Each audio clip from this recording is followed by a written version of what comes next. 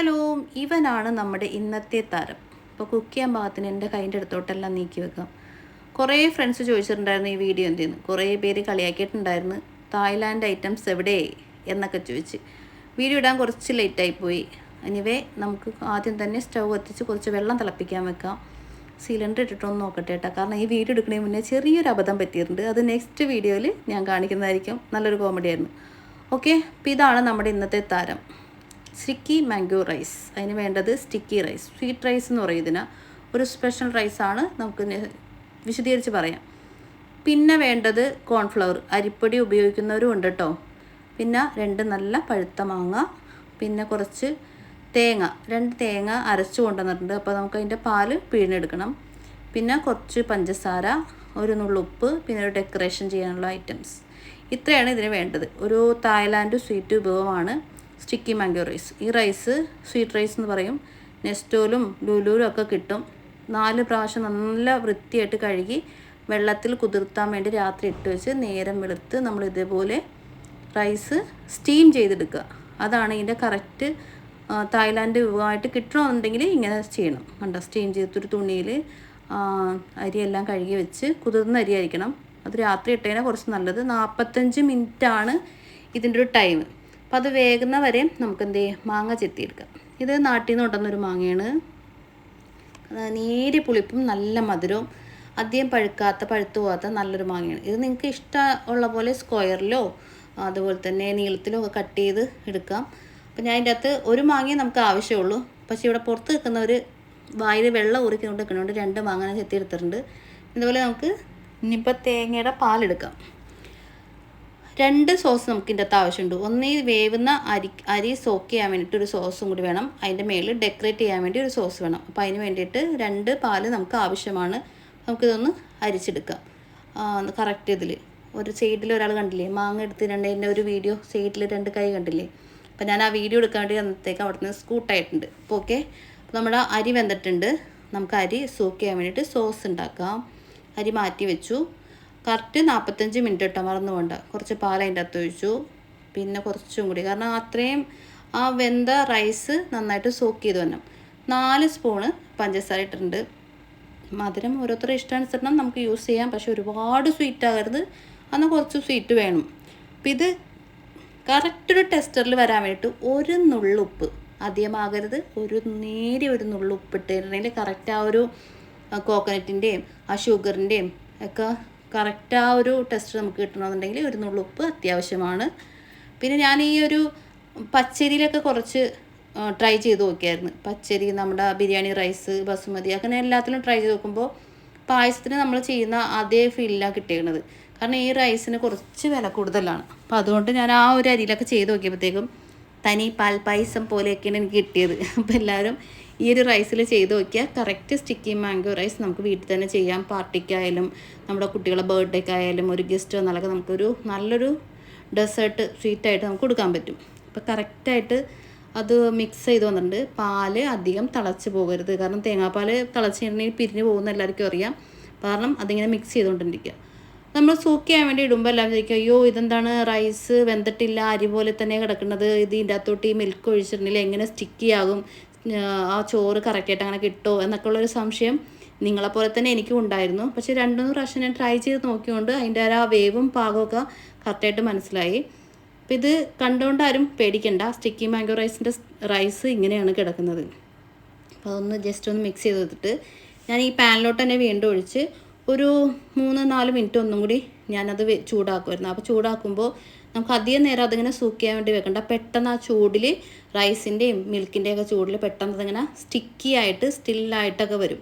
അപ്പോൾ അതിന് വേണ്ടി ഒരു 2-3 മിനിറ്റ് ഞാൻ ചൂടാക്കി ആ ഒരു പാത്രത്തിലോട്ടാക്കി അതിൻ്റെ മേളിൽ ഫോയിൽ പേപ്പർ വെച്ച് ഒരു തുണിയിട്ട് അതിൻ്റെ മേളിൽ മൂടി വെച്ച് ഞാൻ അടച്ച് വെച്ച്, അപ്പോൾ അതൊന്ന് സെറ്റാൻ വേണ്ടി കുറച്ച് സമയത്തേക്ക് മാറ്റി വെക്കുക. അപ്പോൾ നമുക്ക് അതിൻ്റെ മേളിൽ ഡെക്കറേറ്റ് ചെയ്യാനുള്ള സോസ് നമുക്ക് ഉണ്ടാക്കാം.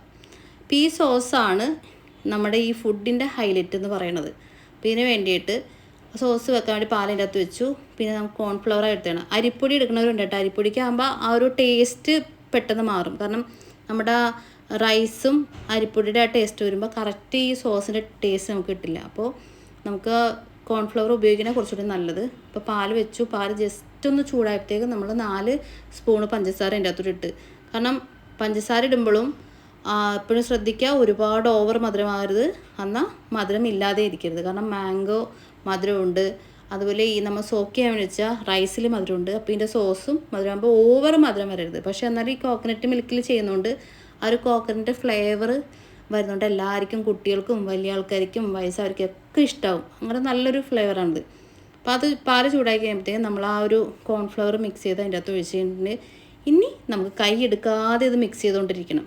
കാരണം വെച്ചിട്ടുണ്ടെങ്കിൽ കോൺഫ്ലവർ അതിൻ്റെ യൂസ് ചെയ്തിട്ട് അടിയിൽ കട്ട പിടിക്കാനും അതിങ്ങനെ കട്ടയായിട്ട് പോകാൻ ചാൻസ് ഉണ്ട്. അപ്പോൾ അങ്ങനെ വരരുത് ഒരിക്കലും. കാരണം അതിങ്ങനെ ഒരു നല്ല മെൽറ്റായിട്ട് നല്ല കുറുകി ഒരു ക്രീമി ജ്യൂസി ആയിട്ടൊക്കെ വരണം. എന്നാലേ നമുക്ക് അതിൻ്റെ മേളിൽ ഡെക്കറേറ്റ് ചെയ്യാൻ പറ്റുള്ളൂ. അപ്പോൾ ഇങ്ങനെ വർത്തമാനം പറഞ്ഞിട്ട് കമൻറ്റൊക്കെ അതിൻ്റെ ഇടയ്ക്ക് നിന്നൊക്കെ വരുന്നുണ്ട്. എൻ്റെ മുഖത്ത് ചിരിയൊക്കെ കാണാം. അപ്പോൾ ഇതാണ് ഇതിൻ്റെ കറക്റ്റ് പാകമായിട്ട് വന്നത്. കുറച്ചും കൂടി നമുക്ക് സ്റ്റിക്ക് ചെയ്യാം കഴിഞ്ഞാൽ ആ ഒരു സോസ്. അപ്പോൾ കറക്റ്റായിട്ട് കിട്ടുമോ എന്നുള്ളൊരു ടെൻഷൻ എനിക്കുണ്ട്. പക്ഷേ ആ ഒരു കറക്റ്റ് എന്താ പറയുക സോസൊക്കെ അതുപോലെ ഒരു ഭയങ്കര ഹാപ്പിനെസ് തോന്നുന്നുണ്ട് കേട്ടോ ഫേസിലൊക്കെ എനിക്ക് സ്വയം. അപ്പോൾ എല്ലാവരും ഇടന്നിട്ട് ഇത് ഇന്ന് തിന്നാൻ പറ്റുമോ, കറക്റ്റ് കിട്ടുമോ, ഹോട്ടലിൽ നിന്ന് വാങ്ങിച്ച് കഴിക്കണോ എന്നൊക്കെ ചോദിച്ച് കമൻറ്റ് വരുന്നുണ്ട്. നമുക്ക് സോസ് ഒന്ന് ടേസ്റ്റ് ചെയ്ത് നോക്കാം. അപ്പോൾ കറക്റ്റായിട്ട് അരിയൊക്കെ സോക്ക് ചെയ്ത് വന്നിട്ടുണ്ട്. ഞാനൊരു ബൗളിലോട്ട് എടുത്ത് നേരെ പ്ലേറ്റിലോട്ട് വെച്ചിട്ട് അതിൻ്റെ മേളിൽ ഡെക്കറേറ്റ് ചെയ്തിട്ടുണ്ട്. ഇത് നമ്മുടെ കുറച്ച് കടിക്കുമ്പോൾ ഇങ്ങനെ ഒരു ചിപ്സ് പോലെ കടിക്കാൻ വേണ്ടി മേളിൽ ഡെക്കറേറ്റ് ചെയ്തിട്ടുണ്ട്. ഒരു പുതിന വെച്ചിട്ടുണ്ട്. അത് കഴിഞ്ഞിട്ട് നമ്മുടെ സ്റ്റിക്കി മാംഗോ റൈസിൻ്റെ ആ മാംഗോ നമ്മളിവിടെ സെറ്റ് ചെയ്തിട്ടുണ്ട്. നമ്മൾ ഏത് ഫുഡ് ഉണ്ടാക്കിയാലും പ്ലേറ്റിങ് കൂടി ഇമ്പോർട്ടൻസ് ആണ്. ഒരു പ്ലേറ്റിൽ എങ്ങനത്തോളം നമ്മൾ ഡെക്കറേറ്റ് ചെയ്ത് കൊടുക്കണോ, കസ്റ്റമർ എത്രത്തോളം ഹാപ്പി ആയിട്ട് ഇടണോ, അപ്പോഴാണ് ഒരു ഷെഫിന് കറക്റ്റ് ഒരു പൂർണ്ണത വരിക എന്ന് ഞാൻ പഠിച്ചിട്ടുണ്ട്.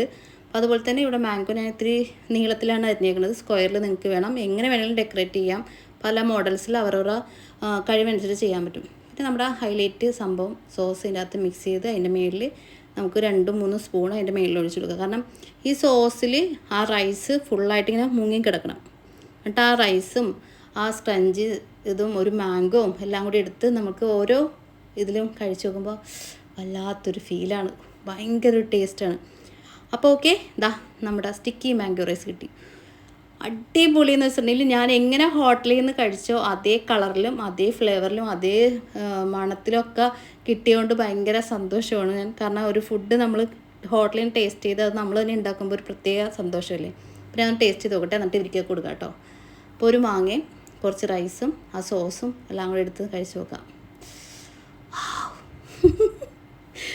ഭയങ്കര ടേസ്റ്റ്. അയ്യോ, എനിക്ക് ഭയങ്കര ഇഷ്ടമാണ് ഇങ്ങനെ തായ്ലാൻഡ് വിഭവം, അങ്ങനെ അതേപോലെ ചൈനീസ്, അങ്ങനത്തെ എല്ലാ ഫുഡുകളൊക്കെ എനിക്ക് ഭയങ്കര ഇഷ്ടമാണ്. അതുപോലെ തന്നെ ഞാൻ ടേസ്റ്റ് ചെയ്ത് നോക്കിയിട്ട് അത് വീട്ടിൽ തന്നെ ചെയ്ത് നോക്കാൻ ശ്രമിക്കാറുണ്ട്. അപ്പം അടിപൊളിയായിട്ടുണ്ട്. നിങ്ങൾ ട്രൈ ചെയ്ത് നോക്കുക. അപ്പോൾ ഇവിടെ ഒരാൾ നിൽക്കുന്നുണ്ട്, അപ്പോൾ കൊടുത്ത് നമുക്ക് ട്രൈ ചെയ്ത് നോക്കാം. അവരും കൂടി പറയണമല്ലോ, നമ്മൾ സ്വയം പറഞ്ഞിട്ട് കാര്യമില്ലല്ലോ. ഓടി വന്ന് ഫുഡ് ടേസ്റ്റ് ചെയ്യണത് പുള്ളിയോടെ വിശദീകരിക്കണ്ട കേട്ടോ. തായ്ലാൻഡ് വിഭവമാണ്, അടിപൊളിയായിട്ട് ഹോട്ടലിൽ നിന്ന് കഴിച്ച പോലെ ടേസ്റ്റ് ഉണ്ട്. ഒരു തായ്ലാൻഡ് റെസ്റ്റോറൻറ്റ് തുടങ്ങാനുള്ളൊരു എന്താണ് കഴിവുണ്ട്. അപ്പോൾ തുടങ്ങിക്കൂടെ. നല്ല കമൻസുകളെല്ലാം വരുന്നുണ്ട്. കഴിച്ചിട്ട് എങ്ങനെയാണ് ആ മുഖത്തൊരു അടിപൊളിയായിട്ടുണ്ട്. മുള്ളി അടിപൊളിയായിട്ടുണ്ട്. 35-45 ദിറംസാണ്. ചില സ്ഥലത്ത് 45, ചില സ്ഥലത്ത് 35 ദിറംസാണ് ഈ ഒരു ചെറിയൊരു ബൗളിൽ നമുക്ക് കിട്ടുന്നത്. അതിൻ്റെ അകത്തൊരു 4 പീസ് മാംഗോ ഉണ്ടാവും, കുറച്ച് സോസും ഒരു ചെറിയ ബൗളിലെ റൈസാണ്.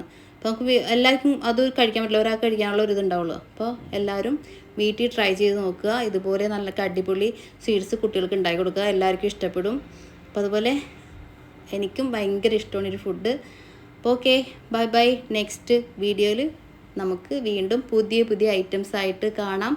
Thank you for watching. Like ചെയ്യുക, കമൻറ്റ് ചെയ്യുക.